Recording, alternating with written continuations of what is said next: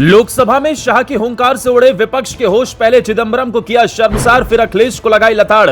कांग्रेस के तो शाह ने धागे खोलकर रख दिए।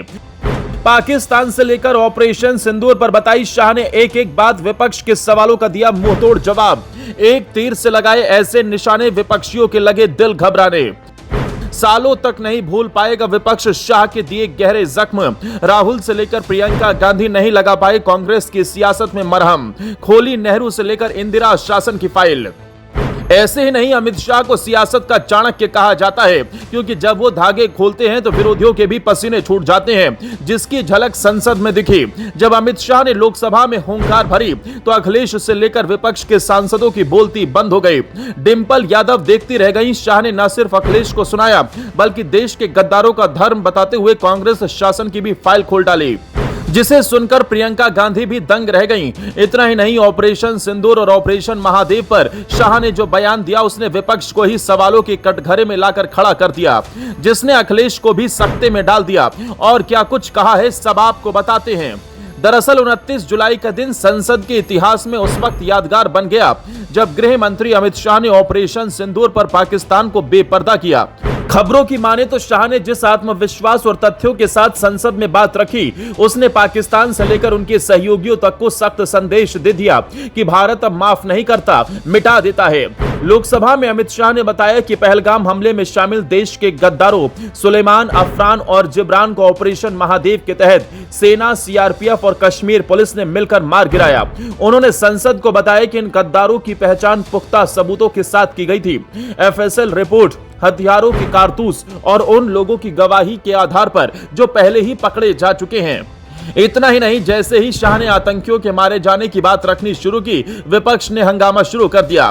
सपा प्रमुख अखिलेश यादव ने बीच में टोकते हुए कहा, आका तो पाकिस्तान है। इसके जवाब में शाह ने तीखा हमला करते हुए पूछा, आपकी पाकिस्तान से बात होती है क्या? उन्होंने कहा, मैं तो उम्मीद कर रहा था कि इस ऑपरेशन की खबर सुनते ही सदन में खुशी की लहर दौड़ेगी, मगर विपक्षी नेताओं के चेहरों पर तो स्याही छा गई।